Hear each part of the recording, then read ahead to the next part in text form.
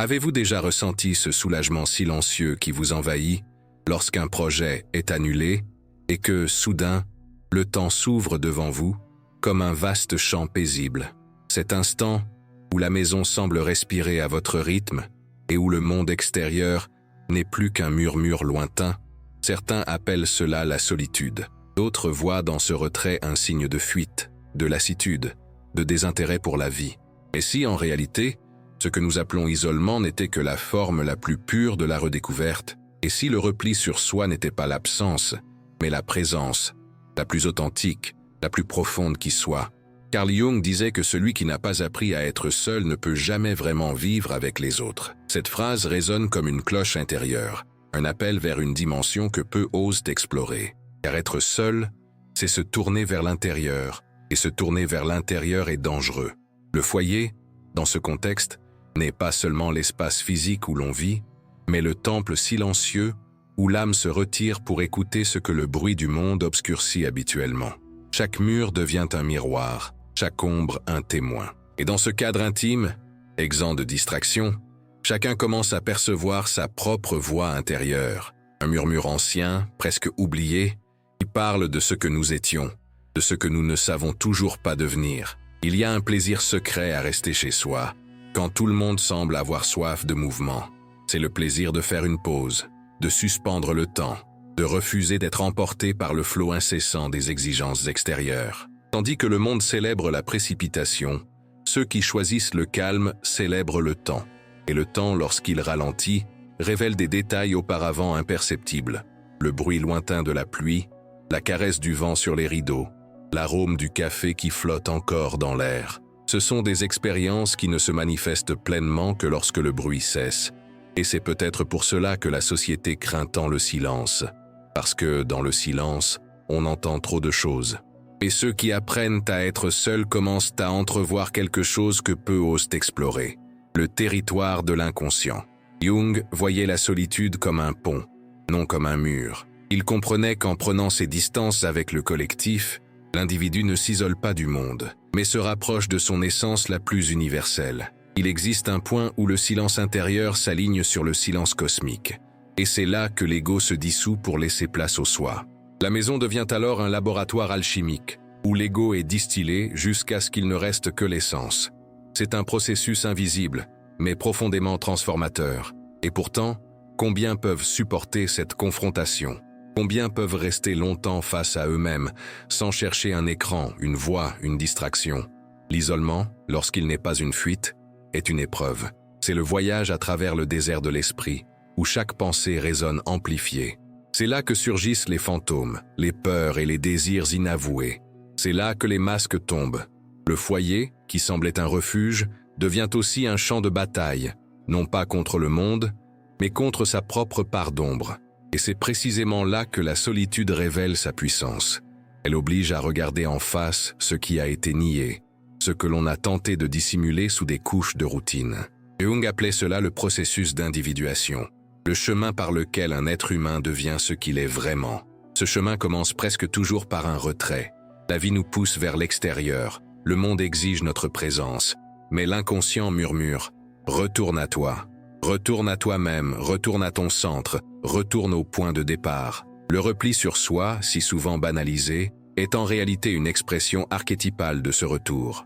Lorsque tu fermes la porte et que tu sens le silence envahir l'espace, quelque chose s'éveille en toi, une étincelle ancestrale, une conscience qui observe sans hâte, sans jugement. C'est le soi, le noyau lumineux que Jung décrivait comme la totalité psychique. Certains sont effrayés par cette présence, la confondant avec le vide. Mais le vide n'est que l'espace nécessaire à la naissance du nouveau. Dans chaque nuit solitaire, dans chaque instant de calme, l'inconscient œuvre silencieusement, tel un jardinier préparant la terre pour le printemps. Et, peu à peu, la solitude cesse d'être un malaise et devient communion. Non pas une communion sociale, mais une communion intérieure, entre le moi fragmenté et le tout qui l'habite. C'est alors qu'être chez soi prend un sens nouveau. Ce n'est plus une fuite, c'est une alchimie. Le foyer se métamorphose en symbole, en métaphore vivante du sein psychique où l'âme se régénère. Cependant, le véritable repli sur soi ne doit pas être confondu avec l'isolement pathologique. Il existe une différence subtile, mais essentielle, entre solitude consciente et solitude suffocante. Jung mettait en garde contre ce risque lorsqu'une personne s'enferme non pour se trouver, mais pour se protéger du monde.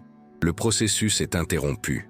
La maison devient une prison, et le silence, au lieu d'être apaisant, se mue en un tumulte intérieur. Dès lors, la question cruciale n'est pas « pourquoi vous isolez-vous ?», mais « dans quel but ?» La raison change tout. Un même geste libérateur dans un contexte peut se révéler destructeur dans un autre. Parfois, fermer la porte est un acte d'amour-propre. D'autres fois, c'est un appel au secours. Savoir distinguer ces deux impulsions est la frontière qui sépare l'introspection de l'aliénation. Le secret réside peut-être dans l'acceptation des fluctuations. Il y a des jours où le repli sur soi est nécessaire, et d'autres où il faut ouvrir les fenêtres et laisser entrer le monde. La psyché est mouvement, et tenter de la figer revient à essayer de maîtriser le vent. Jung l'avait compris mieux que quiconque. L'âme est une maison aux multiples pièces, et toutes ont besoin d'air. Le véritable équilibre ne consiste pas à choisir entre l'intérieur et l'extérieur, mais à savoir quand l'un est nécessaire. Ainsi, la maison devient le miroir de l'âme, tantôt refuge, tantôt laboratoire, tantôt temple, tantôt caverne. Tout dépend de la manière dont nous l'habitons. Il est curieux de constater que plus une personne s'immerge dans cet état de solitude consciente, plus sa perception du monde s'affine. L'isolement véritable élargit les horizons. L'absence de bruit extérieur permet à la vision intérieure de s'épanouir. Ce qui paraissait urgent se révèle futile. Les soucis qui semblaient insurmontables perdent de leur emprise. C'est comme si le temps, à l'intérieur de la maison, avait une texture différente, plus dense, plus profonde, plus réelle. Dans cet espace-temps suspendu, l'être humain redécouvre la dimension symbolique de l'existence. Il prend conscience que la vie ne se limite pas à ce qui se passe à l'extérieur, mais qu'elle palpite aussi en lui, dans l'invisible. Il y a quelque chose de sacré dans cet état, une sorte de communion silencieuse entre soi et le cosmos, entre le fini et l'éternel, le foyer, la solitude, le silence. Tout devient une porte vers le mystère. C'est dans ce territoire que l'individu commence à se souvenir de qui il est. Car se souvenir de soi, c'est se souvenir du tout. Et c'est à cet instant que l'isolement cesse d'être un geste personnel et devient un acte universel. Le foyer, alors, n'est plus seulement l'adresse où l'on vit, il est la carte symbolique du voyage de l'âme. Et peut-être, sans vous en rendre compte, chaque fois que vous déclinez une invitation, annulez un rendez-vous, ou choisissez simplement de rester chez vous, vous répondez à un appel ancestral. Un appel qui dit « Retournez à l'essentiel ». Retournez au silence. Retournez là où le monde ne vous définit pas. Le malaise que vous ressentez n'est pas de l'ennui. C'est le seuil de la transformation. Car tout processus de connaissance de soi commence par un retrait. Et tout retrait, lorsqu'il est authentique, prépare le terrain pour le retour. Le bruit du monde tentera de vous rappeler. Les voix extérieures vous diront qu'il vous manque quelque chose. Il vous faut sortir. Il vous faut créer des liens. Mais il existe des liens que seul le silence tisse. Il existe des rencontres que seule la solitude permet. Et il existe une vie, plus authentique, plus consciente, qui ne naît que lorsque l'individu a le courage d'habiter pleinement son propre foyer. Carl Jung disait « Celui qui regarde à l'extérieur rêve, celui qui regarde à l'intérieur s'éveille ». C'est peut-être cela. Rester chez soi n'est peut-être que le début d'un éveil. Et lorsque cet éveil commencera, vous comprendrez que le véritable foyer n'a pas de mur. Il est en vous. Et c'est précisément là, à ce tournant, à cet instant de prise de conscience, que quelque chose commence à changer. Un malaise subtil s'installe dans le silence. Une vieille question se dessine, et elle ne vous laissera pas en paix tant qu'on ne lui aura pas répondu. Cependant, apprécier la solitude n'est pas toujours synonyme de guérison. Certains fonctionnent différemment depuis toujours, comme s'ils étaient nés sur une autre fréquence. Ce sont les véritables introvertis, des êtres qui perçoivent le temps, les mots et les émotions, avec une intensité imperceptible pour beaucoup. Dès leur plus jeune âge, ils ont appris que le silence n'est pas le vide, mais la présence, qu'être seul n'est pas l'absence d'amour, mais une façon de préserver son intégrité, et que le foyer, lorsque le monde devient trop bruyant, est le sanctuaire où l'esprit retrouve son propre rythme. On croit souvent, à tort, que l'introversion rime avec timidité, peur des autres ou repli sur soi. Or, rien de tout cela n'est vrai. Un introverti peut aimer les gens, captiver l'attention lors d'une conversation, avoir un rire chaleureux et une intelligence qui éclaire autrui. La différence réside dans la manière dont il utilise son énergie. Pour certains, l'interaction sociale est ressourçante. Ce sont les extravertis qui se nourrissent de la présence humaine comme ils respirent. Pour l'introverti, en revanche, chaque rencontre, même la plus agréable, consomme une part de son énergie vitale. C'est comme si chaque mot prononcé, chaque expression interprétée, chaque nuance émotionnelle perçue exigeait un tribut d'énergie. Imaginez une journée entière baignée de voix, de lumière, de gestes, de sons et de stimuli. Pour la plupart des gens, c'est normal. Mais pour l'introverti, c'est comme tenter de déchiffrer 1000 mélodies jouées simultanément, sans répit. Le cerveau ne s'arrête pas. Il analyse, ressent, relie, interprète. L'esprit travaille en silence, dans un traitement incessant de détails que les autres ne remarquent même pas. La fête se termine, les rires cessent, mais la pensée demeure active. Elle repasse les conversations, relie les expressions, réinterprète les silences. C'est pourquoi rentrer chez soi est plus qu'un simple repos. C'est une véritable réparation. Et c'est à ce retour que se produit un phénomène presque rituel. L'introverti arrive, ferme la porte et sent son corps se détendre comme s'il avait franchi une frontière invisible. Les bruits du monde extérieur s'estompent. L'air semble plus dense. Le temps ralentit. La maison devient le prolongement de sa propre peau. Certains allument une bougie, d'autres préparent un café. D'autres encore s'allongent en silence pour simplement écouter leur respiration. Ces petits gestes ne sont pas des caprices, mais des cérémonies inconscientes de ressourcement. C'est ainsi que l'inconscient rétablit l'équilibre de la psyché. Carl Jung comprenait ce mouvement avec une rare clarté.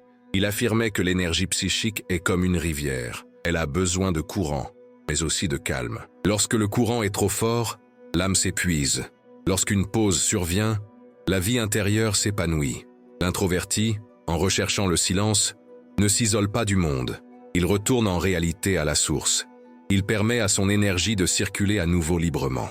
Dans ce calme, la pensée se réorganise.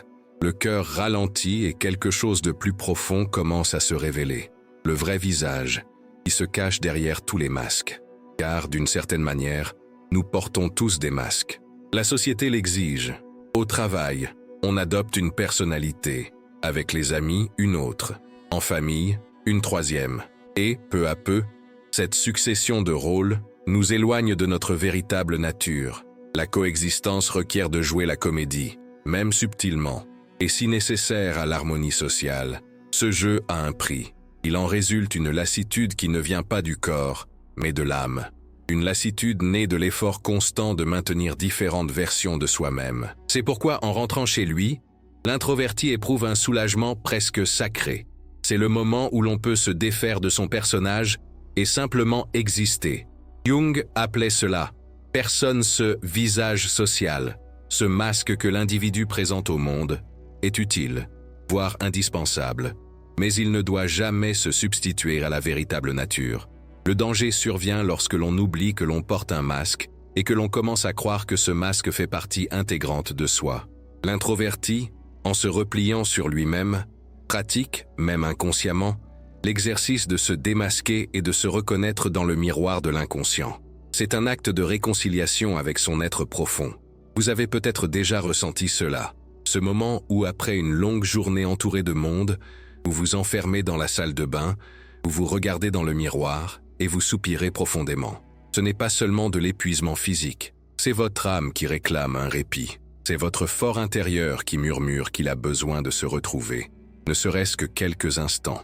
Et c'est à cet instant précis que le silence commence à apaiser. Jung considérait l'introversion comme une orientation naturelle de la conscience vers le monde intérieur. Tandis que l'extraverti cherche le sens dans les relations, l'introverti le trouve dans la réflexion. Il perçoit l'invisible, ressent ce qui n'a pas été dit, comprend les silences entre les mots. C'est pourquoi le monde moderne, si axé sur l'exposition et le bruit, devient épuisant pour ce type d'âme. La stimulation excessive est comme un excès de lumière sur une fleur fragile. Elle a besoin d'ombre pour s'épanouir. Et pourtant, un paradoxe persiste. L'introverti ressent parfois une profonde solitude, non par manque de compagnie, mais parce qu'il réalise que peu comprennent la valeur du silence. Il tente de l'expliquer, mais les mots lui font défaut. Comment traduire ce besoin de solitude sans paraître distant? Comment faire comprendre que se retirer n'est pas un rejet, mais une forme d'amour-propre? C'est une solitude au sein de la foule, le sentiment d'être un étranger parmi ses propres connaissances. Et pourtant, c'est de ce silence que naît l'authenticité. Il existe des scènes du quotidien qui le révèlent avec une clarté presque poétique. La femme qui, après une longue journée au bureau, rentre chez elle, se déchausse et reste silencieusement près de la fenêtre, observant la ville, comme si elle respirait à nouveau pour la première fois. L'homme qui, au milieu du brouhaha d'une fête, ressent soudain l'envie de partir et de marcher seul sous la pluie. L'enfant qui, au lieu de courir avec les autres, préfère s'asseoir dans un coin et dessiner des mondes que personne d'autre ne voit. Ces moments, si simples, sont des portes ouvertes sur l'univers intérieur. En eux, chacun recommence à s'écouter. Carl Jung croyait que la vérité de chaque être humain réside au plus profond de lui-même et que seul le silence peut la révéler. C'est pourquoi l'introverti est, par essence, un gardien de l'authenticité. Il protège l'étincelle originelle que le tumulte du monde tend à éteindre. Quand tous se perdent dans les opinions, il cherche le sens. Quand tous parlent, il observe. Quand tous fuient, il demeure. Sa solitude n'est pas un renoncement, mais un discernement. Mais le monde le comprend rarement. On confond le calme avec la faiblesse, l'introspection avec l'indifférence. On tente de réparer l'introverti, en l'encourageant à s'exposer davantage, à être plus sociable, plus vivant. On réalise rarement qu'il est déjà plus vivant que jamais, simplement sur un autre plan, plus silencieux, plus profond, plus authentique. Jung voyait dans ce malentendu le reflet de l'ombre collective elle-même, la peur qu'a la société d'affronter le silence, car c'est en lui que l'homme est contraint de se découvrir. Et c'est précisément à ce moment-là que survient le tournant, car, tout au long de la vie, arrive un moment où même l'introverti commence à douter de lui-même. Il tente de s'adapter, de suivre le rythme du monde, d'être normal. Mais plus il s'efforce, plus il se sent épuisé, déraciné et vide. Jusqu'au jour où, sans prévenir, l'inévitable se produit. Il craque, non pas de manière destructive, mais de manière révélatrice. L'âme, lasse de faire semblant, dit simplement « ça suffit ». Et ce « ça suffit » marque le début de la transformation. Peut-être cela se manifeste-t-il sous la forme d'une crise silencieuse? Une journée où tout semble délavé, où même la plus légère interaction paraît pesante. Ou peut-être surgit-il dans un moment de lucidité soudaine, au beau milieu d'une conversation anodine, lorsque l'autre personne réalise qu'elle s'est éloignée de vous depuis longtemps. C'est alors que l'appel du retour devient irrésistible. On ressent un besoin presque physique de se retirer, de fuir le tumulte, d'écouter sa voix intérieure. Et lorsqu'on finit par obéir, quelque chose change à jamais. Le silence, qui n'était qu'un refuge, commence à dévoiler des secrets. Les voix intérieures s'éclaircissent. L'esprit cesse d'être un tourbillon et devient un miroir. L'introverti comprend que le véritable pouvoir ne réside pas dans l'adaptation au rythme du monde, mais dans la découverte de sa propre boussole. Et lorsque cela se produit, une sérénité rare s'installe. Il n'a plus besoin de se justifier, plus besoin de feindre. Il apprend qu'il n'y a rien de mal à avoir besoin de silence, à préférer son foyer au tumulte de la rue. Il apprend que l'être est plus important que le paraître. C'est à ce moment précis que le chemin bifurque, car le retrait peut prendre deux directions. L'une mène à la connaissance de soi, l'autre à la stagnation. La première libère, la seconde emprisonne. Et la frontière entre les deux est aussi ténue qu'un murmure. Mais comment distinguer l'un de l'autre? Comment savoir quand le silence est apaisant et quand il devient une fuite? Cette question inévitable est la porte d'entrée vers la prochaine étape du voyage, celle où l'isolement cesse d'être une simple habitude et devient un langage de l'âme. Et c'est là que le mystère s'épaissit, car ce qui semblait n'être qu'un choix de tempérament se révélera bientôt être un appel de l'inconscient, une invitation à franchir le seuil entre le connu et l'inconnu. C'est comme si chaque geste simple, chaque mouvement discret accompli dans le silence de la maison, était une façon de se souvenir de qui l'on est, loin du regard des autres. En se retirant, les couches se détachent une à une, révélant une présence qui a toujours été là, mais que le bruit du monde masquait. Au début, ce dépouillement peut être déstabilisant.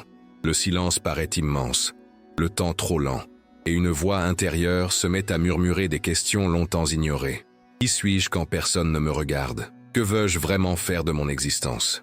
Ces questions inévitables ouvrent des brèches par lesquelles l'inconscient commence à se manifester.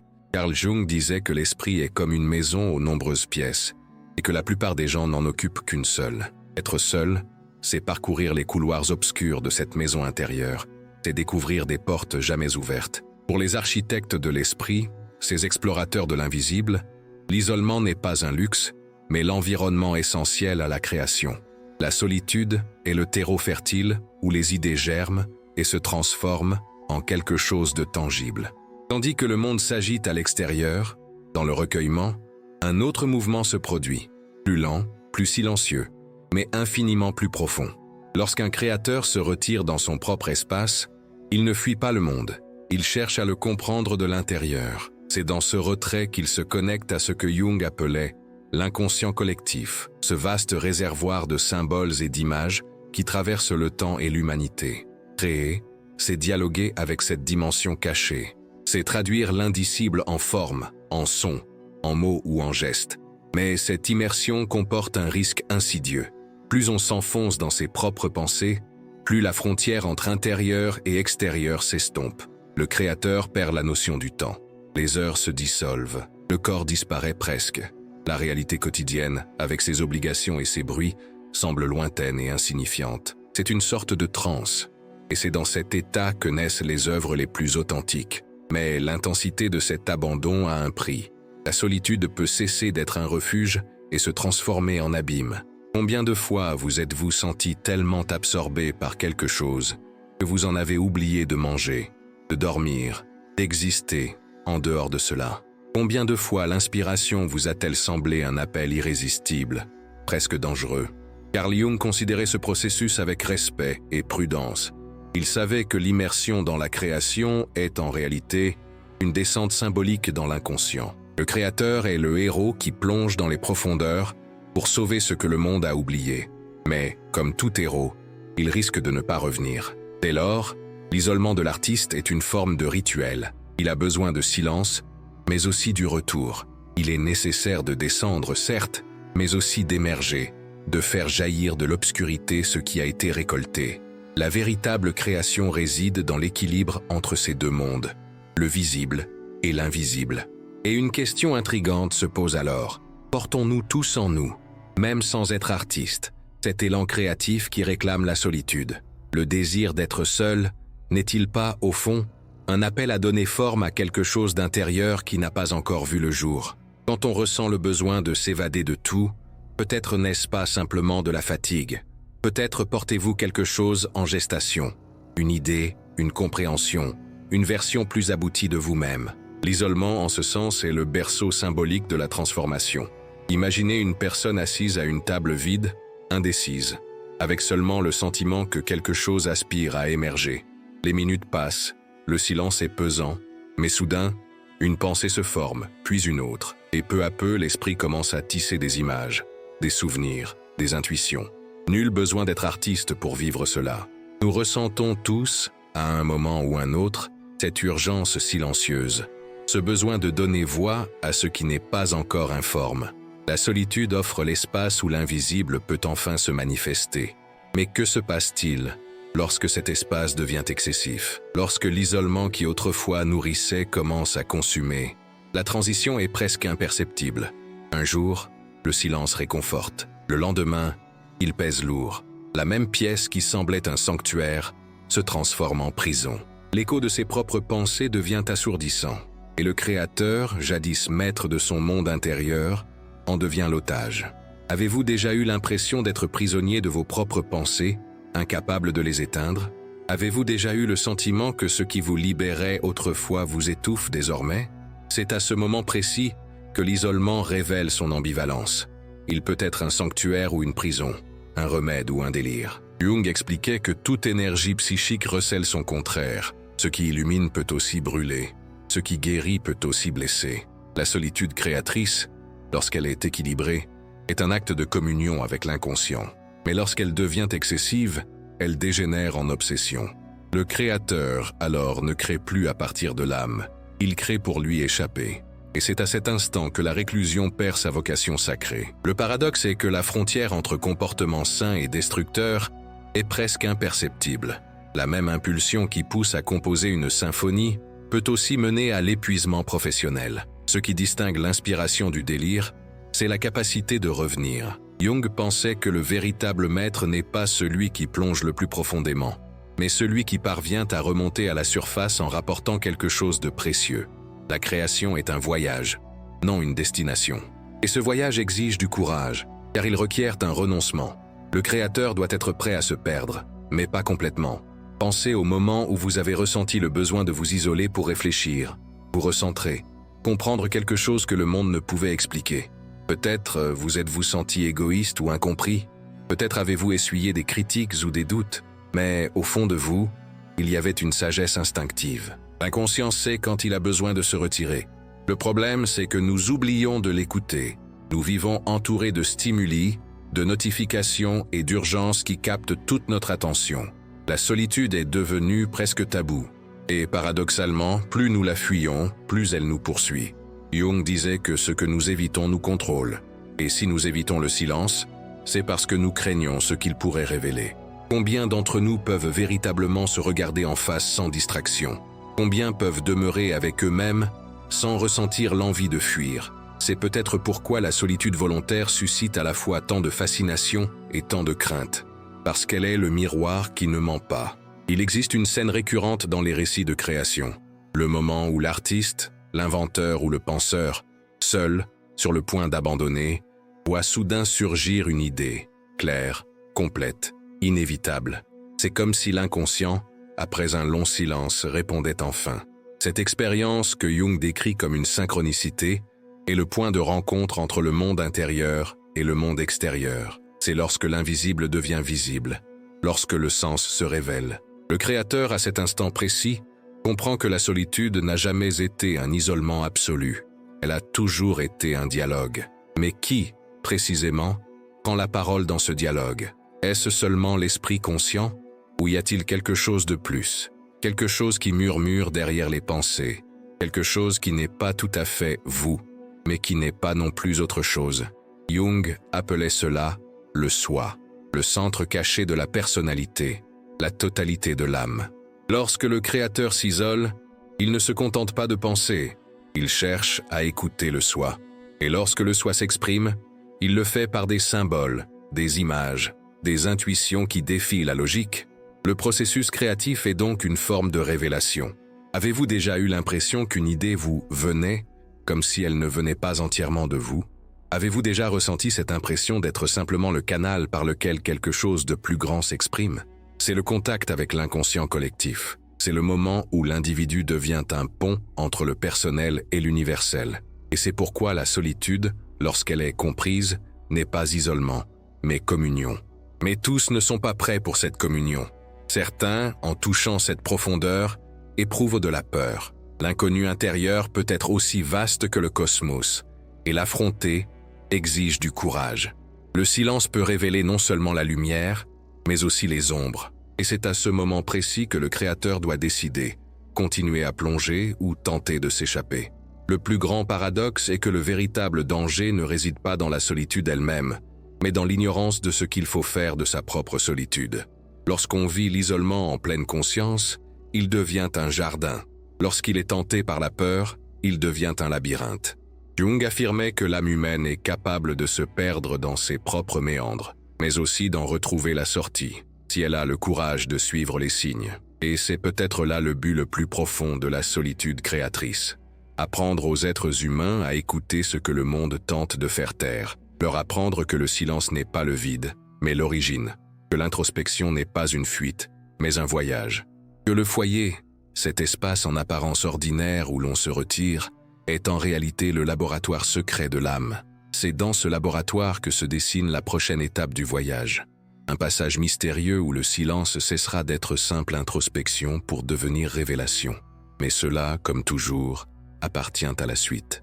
Il existe des personnes dont la sensibilité est si exacerbée que le simple fait de partager un espace avec quelqu'un en modifie complètement l'atmosphère. Même si l'autre personne est silencieuse, travaillant dans une pièce éloignée, quelque chose de presque imperceptible perturbe leur champ intérieur. C'est comme si l'air changeait de densité. Ces personnes n'ont pas besoin de voir l'autre pour ressentir sa présence. Elles l'aperçoivent comme un bruit énergétique, une subtile perturbation du cours naturel de leurs pensées.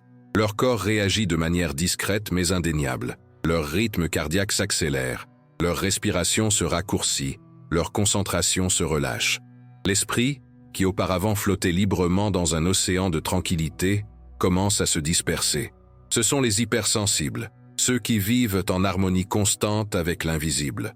Ils n'ont pas choisi d'être ainsi. Dès l'enfance, ils perçoivent en eux un fonctionnement différent. Tandis que les autres semblent se déplacer avec aisance dans la foule, ils se sentent comme des éponges émotionnelles, absorbant les humeurs, les tensions et les vibrations d'autrui. Si quelqu'un entre dans une pièce en colère, même sans prononcer un mot, la personne hypersensible le ressent. S'il y a une tristesse inexprimée, elle l'aperçoit dans l'air, comme un parfum dense. Pour ceux qui vivent dans cet état, le foyer devient le seul lieu où l'énergie se stabilise enfin. C'est là, en l'absence totale d'autres champs émotionnels, que le corps et l'esprit se réharmonisent. Mais comment expliquer quelque chose d'aussi intangible à un monde qui exige des preuves, des chiffres, des données concrètes? Nombreux sont ceux qui tentent de le dissimuler. Ils font semblant d'aller bien, acceptent des invitations, assistent à des réunions, sortent avec des amis, et rentrent chez eux épuisés, sans comprendre la raison de leur fatigue. « Pourquoi suis-je si vidé alors que personne ne m'a rien fait ?» se demande-t-il. La science commence lentement à apporter des éléments de réponse. De récentes recherches en neurosciences montrent que les personnes dotées d'une forte empathie émotionnelle présentent une activité plus intense dans les régions cérébrales associées à la perception et aux émotions. Elles vivent littéralement ce que ressent l'autre personne, au niveau physiologique. La souffrance, l'ennui, la joie et même l'anxiété d'autrui sont reproduits dans leur propre système nerveux. Le corps de la personne sensible devient le théâtre d'émotions qui ne sont pas les siennes. Si le corps est la scène, le foyer est le seul décor où il peut respirer. Lorsque ces personnes se retirent, elles ne fuient pas, elles se détoxifient. La solitude, dans ce cas, n'est pas un caprice, mais une forme de purification énergétique. Être seul, c'est comme prendre un bain invisible. C'est un besoin presque biologique de rendre au monde ce qu'il nous a absorbé. Jung dirait peut-être que la personne sensible est celle dont la frontière entre le conscient et l'inconscient collectif est plus perméable. Elle ne se contente pas de participer au monde, elle le ressent vibrer en elle. Et cet état, bien qu'épuisant, est aussi un don, car il offre une perception rare de ce que signifie vivre en pleine connexion avec le tout. Mais il arrive que ce don devienne un fardeau. Imaginez une personne qui, en pleine réunion de travail, ressent soudain une oppression thoracique sans raison apparente. Elle découvre plus tard qu'un collègue à côté d'elle traversait une crise silencieuse. Ou encore une personne qui, en entrant dans une maison inconnue, éprouve un malaise soudain, sans cause physique identifiable. Ces épisodes, que beaucoup appellent impressions, sont des réalités incontournables pour les personnes hypersensibles. Elles perçoivent l'invisible, décryptent les atmosphères, lisent le langage silencieux des lieux. Et pourtant, combien de fois les a-t-on qualifiées de dramatiques, fragiles ou exagérées? La personne hypersensible vit entre deux mondes. Une partie d'elle-même est ici, dans le concret. Une autre habite des dimensions subtiles que peu perçoivent. Et, curieusement, c'est cette dualité qui la rapproche d'une compréhension profonde de l'être. Car ressentir intensément, c'est aussi percevoir l'interconnexion de toutes choses. Chaque émotion est une onde qui se propage, chaque pensée une vibration qui imprègne l'environnement. C'est une perception presque mystique de la réalité. Et c'est pourquoi, pour ces personnes, l'isolement n'est pas seulement du repos. C'est un retour à la fréquence naturelle de l'âme. Avez-vous déjà remarqué à quel point certains lieux semblent lourds, même vides? Vous est-il déjà arrivé d'entrer dans une pièce et d'avoir envie de partir sans savoir pourquoi? Ces impressions, que la plupart des gens ignorent, sont le terrain naturel des personnes sensibles. Elles perçoivent ce qui est imprégné dans les espaces, ce qui est resté suspendu dans l'air après de longues périodes de présence humaine. Carl Jung parlait de la psyché collective, de l'inconscient partagé par tous, et c'est peut-être la personne hypersensible qui en fait l'expérience le plus clairement. Non pas comme un concept, mais comme une sensation vive.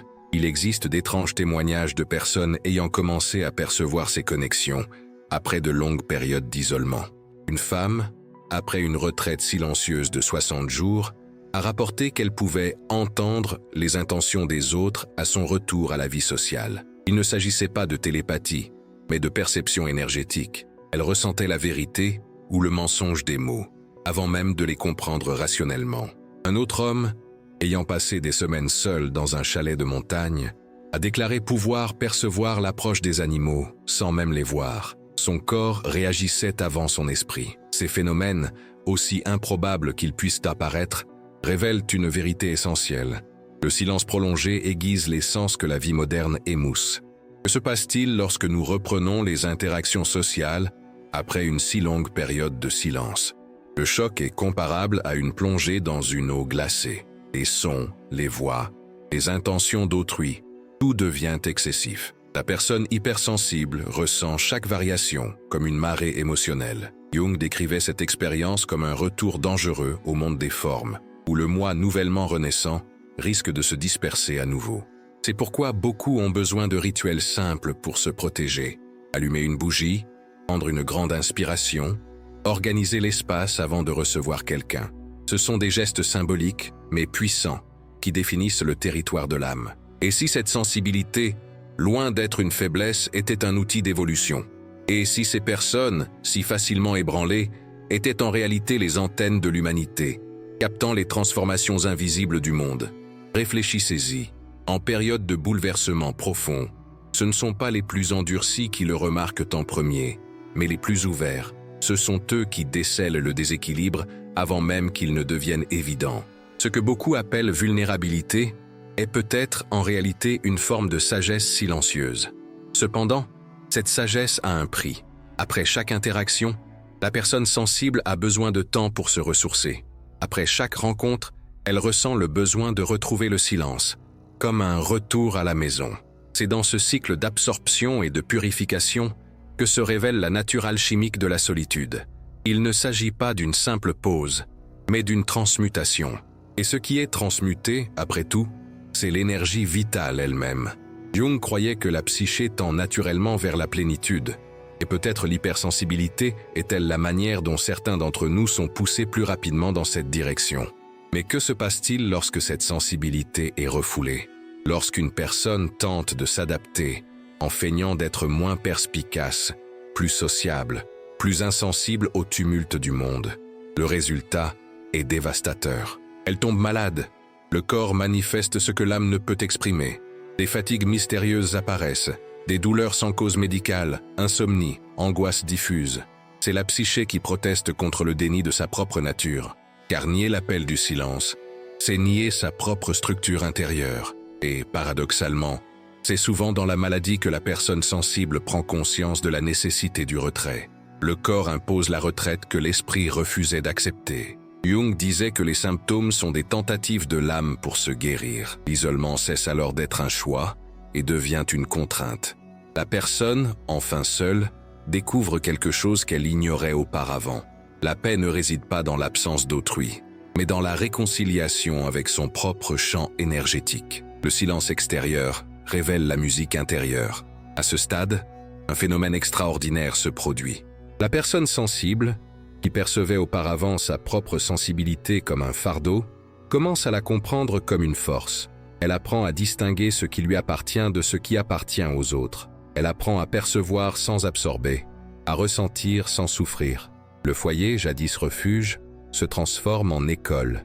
Elle découvre qu'elle peut évoluer dans le monde tout en préservant son équilibre intérieur. Et c'est là la véritable maîtrise, être au milieu du tumulte sans perdre son silence intérieur. Mais le monde pardonne difficilement à ceux qui vivent à un rythme différent. Les pressions reviennent, les attentes augmentent à nouveau, et l'âme sensible est de nouveau mise à l'épreuve. Elle sait que le silence la nourrit, mais elle ressent aussi l'appel du monde extérieur. Et c'est à ce moment précis qu'une question inévitable se pose, vibrant comme un pouls au fond de l'esprit. Est-il possible de vivre pleinement entre ces deux mondes? Est-il possible de se fondre dans la masse sans s'y perdre? La réponse, comme toujours, n'est pas immédiate. Mais le chemin commence à se dessiner. Un chemin où la solitude cessera d'être un refuge et deviendra un pont entre le visible et l'invisible, entre le soi et le tout. Et c'est de ce passage que la suite commencera à se dévoiler. La solitude consciente est une frontière ténue une ligne presque invisible entre le refuge et l'abîme. Pour certains, c'est l'espace où le moi se réorganise. Pour d'autres, c'est là où il commence lentement à se perdre. Ce qui les distingue, c'est la conscience. Quand on choisit d'être seul pour se retrouver, la solitude est guérissante. Mais quand on se retire pour se cacher de sa propre peur, elle devient une prison. Et c'est précisément à ce moment-là que beaucoup se perdent. La même pièce qui, hier, semblait un sanctuaire peut devenir une prison aujourd'hui. La même maison qui offrait la paix peut commencer à ressembler à un écho lointain, un labyrinthe où le son de ses propres pensées se transforme en tourment. Certaines personnes atteignent ce stade sans s'en rendre compte. Tout commence par le plaisir du calme. Le silence est apaisant, le temps semble suspendu, l'esprit s'ouvre. Mais peu à peu, sans prévenir, le silence devient pesant. Les jours s'allongent, les voix extérieures s'estompent, et l'individu commence à se sentir perdu, incapable de retrouver son chemin. Lorsque l'isolement se prolonge, il s'installe durablement. Les fenêtres restent closes, le téléphone ne sonne plus, le corps s'habitue à ne plus attendre personne, et c'est à ce moment précis que surgit le danger invisible. Le confort se mue en anesthésie. Carl Jung considérait la solitude prolongée comme un portail ambigu. D'un côté, elle ouvre la voie à la connaissance de soi, de l'autre, à la fragmentation du moi. Il affirmait que, pour explorer l'inconscient, les êtres humains doivent porter une lanterne, la conscience, sans quoi ils risquent d'être engloutis par leurs propres ombres. La solitude exige donc lucidité. Lorsque l'esprit se coupe du monde, l'inconscient s'éveille avec force. Les rêves deviennent plus vifs, les pensées prennent vie, le temps se déforme. C'est à la fois fascinant et effrayant. Et c'est sur ce seuil que commence le véritable apprentissage. Imaginez une personne qui, après des semaines d'isolement, commence à percevoir des bruits subtils, non pas de l'extérieur, mais de l'intérieur, des voix qui n'en sont pas, des pensées qui surgissent sans origine apparente. Ce n'est pas du délire, c'est l'inconscient qui réclame son expression. Jung affirmait que lorsque la conscience s'apaise, l'inconscient tente de communiquer. Il s'exprime par des symboles, des sensations, des intuitions. Le problème, c'est que la plupart des gens ne savent pas écouter ce langage. Ils essaient de le rationaliser, de l'ignorer, et finissent par suffoquer sous le poids de ce qu'ils ne comprennent pas. L'isolement devient alors une sorte de miroir vivant, reflétant tout ce qui a été refoulé. Avez-vous déjà eu peur de vos propres pensées? Avez-vous déjà eu l'impression que le silence disait quelque chose que vous préfériez ignorer? Ce sont des signes que l'inconscient est actif. Il émerge lorsque le tumulte du monde se tait. Et lorsque cela arrive, deux options s'offrent à vous. Fuir ou affronter. La fuite mène à l'aliénation, l'affrontement, à l'épanouissement. Jung voyait dans cette confrontation l'essence du processus d'individuation, l'acte de devenir pleinement soi-même. Il existe des témoignages saisissants de personnes qui, lors de longues périodes d'isolement, ont vécu des transformations inattendues. Un homme, après des mois de travail solitaire à domicile, a raconté avoir commencé à rêver de son enfance avec une telle intensité qu'il pouvait en sentir les odeurs. Une femme, qui vivait seule depuis des années, a confié qu'en méditant en silence, elle avait commencé à visualiser des scènes qui semblaient appartenir non seulement à elle, mais à toute l'humanité, des images archétypales, comme si l'inconscient collectif s'était révélé à travers elle. Ces expériences, bien que rares, sont profondément symboliques. Elles montrent que lorsqu'un individu s'immerge dans un silence absolu, il touche à quelque chose qui transcende le personnel. Mais cette expansion s'accompagne d'une épreuve. L'inconscient, en s'ouvrant, révèle aussi ce qui était caché, de vieilles peurs, des culpabilités oubliées, des désirs refoulés. La maison silencieuse devient le théâtre d'une bataille invisible. Chaque pièce semble receler un fragment de mémoire, chaque ombre un souvenir inachevé. Et l'individu, qui ne recherchait jusque-là que la tranquillité, se retrouve confronté à une confrontation inattendue, celle avec lui-même. Carl Jung croyait qu'aucun être humain n'atteint la plénitude sans affronter son ombre. Et la solitude est le terrain où cette ombre se révèle le plus clairement. En l'absence de distraction, elle s'approche, exigeant d'être vue, comprise, intégrée. La fuir revient à tenter d'effacer son propre reflet. L'accepter, en revanche, est le début de la véritable liberté. Mais qui a le courage de regarder en face ce qu'il a nié toute sa vie? Qui peut supporter d'affronter ce que le miroir intérieur reflète lorsque tous les masques tombent? C'est à ce moment précis que beaucoup abandonnent, et retournent au monde extérieur en quête de bruit, de n'importe quoi qui puisse les sauver du silence assourdissant.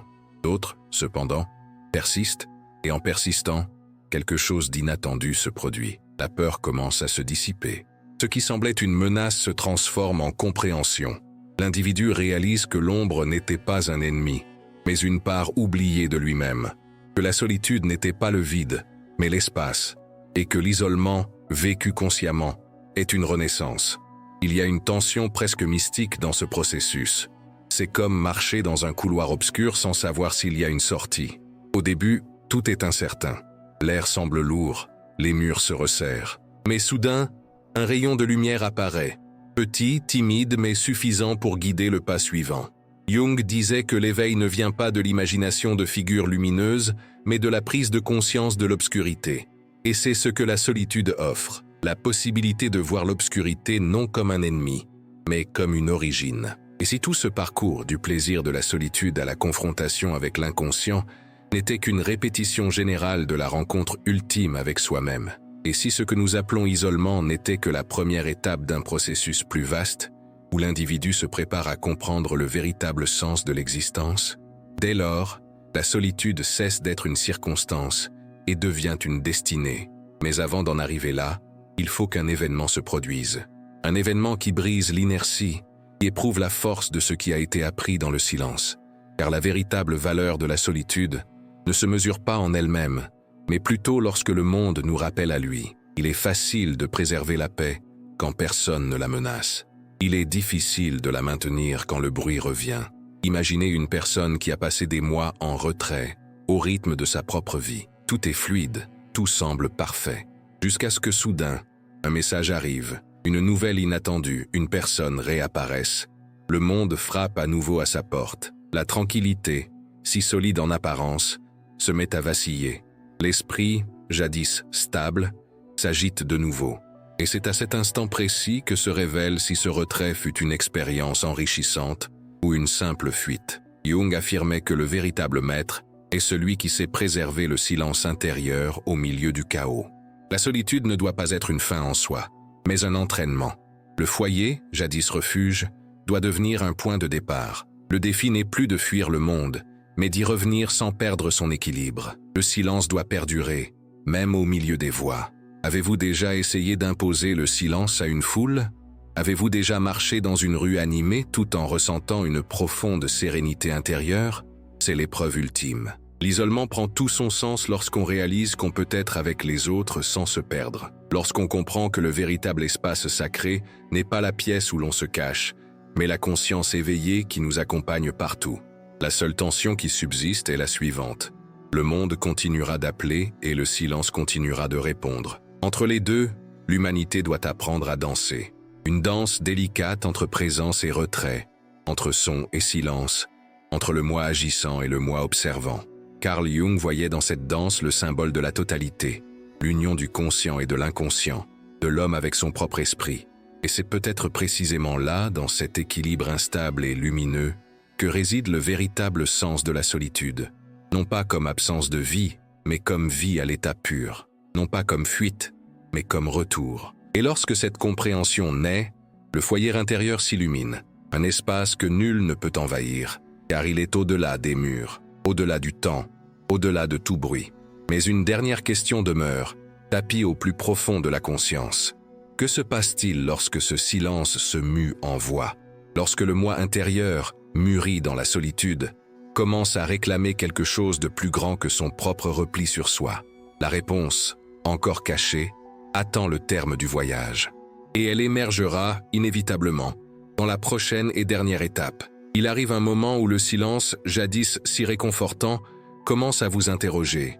Ce ne sont pas des questions formulées à voix haute, mais elles résonnent en vous comme des échos.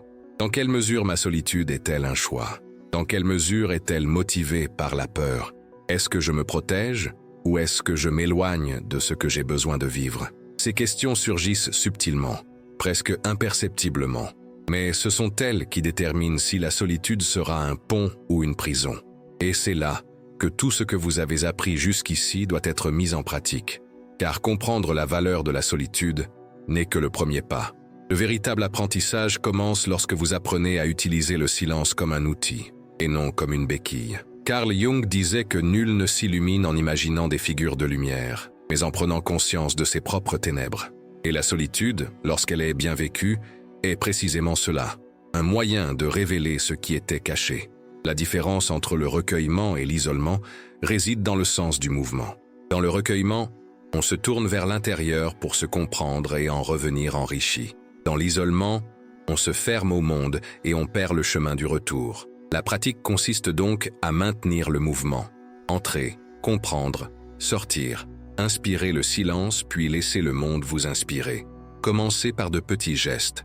N'ayez pas peur du silence, mais ne l'idolâtrez pas non plus. Accordez-vous des moments de pause dans la journée, un intervalle où votre téléphone est éteint, où vous respirez et observez. Apprenez à reconnaître le moment où le silence cesse d'être un repos et devient une fuite. Si vous réalisez que le silence sert à éviter une conversation nécessaire, un conflit, une émotion qu'il faut affronter, alors il n'est plus apaisant, mais une forme de défense. Et toute défense, lorsqu'elle se prolonge, devient un mur. La solitude saine est perméable. Elle laisse passer l'air, le monde se rapprocher au moment opportun. Il ne s'agit pas de renoncer à sa nature profonde, mais de l'intégrer. Les personnes introspectives, créatives, sensibles ou blessées ont besoin de solitude, mais aussi d'expériences humaines pour mettre à l'épreuve ce qu'elles apprennent en silence. C'est au contact des autres que la connaissance de soi devient réalité. Comprendre son propre esprit est vain si son cœur reste fermé. L'apprentissage doit circuler. Vous pouvez commencer doucement. Parlez à quelqu'un que vous n'avez pas entendu depuis longtemps. Dites bonjour à votre voisin. Allez vous promener et observez les gens, sans vous presser. Il ne s'agit pas de renouer avec des interactions sociales forcées, mais de permettre au monde de retrouver sa texture, ses sons et ses couleurs. L'isolement prolongé émousse les sens. Renouer avec le monde les réveille. Chaque interaction, aussi minime soit-elle, réactive votre capacité à vous sentir partie intégrante de la vie. Et c'est précisément ce que Jung appelait l'individuation, l'équilibre entre le monde intérieur et le monde extérieur, entre le soi et le tout. Mais il y a quelque chose de plus profond encore. La véritable solitude n'est pas l'absence de personne, mais l'absence de distraction. Et lorsqu'on comprend cela, on découvre qu'on peut être entouré tout en restant centré. La solitude intérieure est un état de plénitude, même en présence d'autrui. C'est une paix qui ne dépend pas des circonstances, un silence qui demeure malgré le bruit. Elle ne se trouve pas, elle se construit. Et elle se construit petit à petit, avec patience et conscience. Avez-vous déjà remarqué comment le monde tente de vous convaincre que vous devez être constamment disponible? Comment la société glorifie la visibilité, la performance, l'exposition? Être vu est devenu plus important qu'être. Mais l'être humain qui trouve un sens à sa vie dans la solitude remet en question ce système. Il découvre qu'il n'a rien à prouver. Il peut exister en silence et être pleinement épanoui. Jung appelait cela la libération du regard collectif, le moment où l'individu cesse de vivre selon les attentes extérieures et commence à suivre la boussole de son âme. C'est le stade de la maturité intérieure, celui où l'on comprend que l'on ne doit rien au bruit ambiant. Pourtant, cette libération n'est pas l'indifférence. Au contraire, ceux qui s'immergent profondément dans la solitude et en reviennent font preuve d'une compassion authentique. Car en connaissant leurs propres failles, ils apprennent à reconnaître la souffrance d'autrui. Le silence enseigne l'empathie. Il nous apprend à écouter sans hâte, à ne parler que lorsque c'est nécessaire, à être pleinement présent. Et c'est ce qui transforme l'isolement en sagesse. Le silence qui était jadis une échappatoire devient un pont. Ce qui était protection devient lien. Carl Jung croyait que chaque personne est une étincelle du tout et que la destinée de l'âme est de se reconnecter à ce tout. Se retirer, c'est se souvenir de cette étincelle. Y revenir, c'est la partager. La solitude se révèle alors comme un souffle spirituel. S'inspirer soi-même, expirer dans le monde. Aucun de ces mouvements n'est absent. Et c'est à ce moment précis que la transformation s'opère. La maison, jadis lieu de repli sur soi, devient un temple vivant. Non pas parce qu'elle est isolée, mais parce qu'elle représente l'espace intérieur que vous avez appris à habiter. La maison cesse d'être une frontière et devient le prolongement de l'âme. Les murs ne séparent plus, ils s'enlacent. Chaque recoin porte l'écho de votre propre silence mûri. Vous comprenez que le monde extérieur n'est qu'un reflet de votre état intérieur et que le véritable refuge réside dans le maintien du calme, même lorsque le monde s'agite autour de vous. Mais il est important de se souvenir, personne ne s'éveille d'un coup. L'éveil est progressif, fait de petites prises de conscience qui s'accumulent. Un jour, vous remarquez que vous n'avez plus besoin de justifier votre désir de solitude. Le lendemain, vous réalisez que vous pouvez être avec quelqu'un sans ressentir le poids de sa présence. Et puis, en un instant presque imperceptible, vous comprenez que la solitude n'est plus une action, mais un état d'être, une présence silencieuse et constante qui vous accompagne partout. Et c'est ici que l'histoire s'achève, non comme une conclusion, mais comme un retour. Le même silence qui vous a accueilli au début vous invite à poursuivre votre chemin. Mais cette fois, vous ne fuyez pas le monde, vous le portez en vous. La solitude se mue en communion, la peur en force, l'introspection en lucidité. Vous devenez le foyer même que vous cherchiez. Carl Jung disait que la vie la plus authentique est celle guidée par l'appel intérieur, et que chacun devrait écouter la voix qui jaillit du plus profond de son âme. Puisse ce choix être le vôtre désormais. Écoutez votre voix intérieure avant de réagir aux influences extérieures. Que chacun de vos silences soit une graine de compréhension. Que chaque instant de solitude soit un pas de plus vers la plénitude. Et si ce chemin vous semblait logique, à n'importe quel moment de ce parcours, quelque chose s'est éveillé en vous. Partagez cette sensation. Aimez cette vidéo et laissez un commentaire, même un simple mot, un symbole, ou même le silence. Dites ce qui a résonné en vous, ce qui a changé, ce que vous avez reconnu en vous. Et si vous ne nous accompagnez pas encore dans cette aventure, abonnez-vous à la chaîne. Ici, le silence est bienvenu, la réflexion est un refuge, et chaque nouvelle histoire est un miroir où vous pouvez vous retrouver. Car la solitude, une fois comprise, ne vous éloigne pas. Elle vous rapproche. Elle vous rapproche de vous-même, du monde et de tout ce qui est vraiment essentiel. Et c'est là le véritable but. Découvrir que vous n'avez jamais été seul.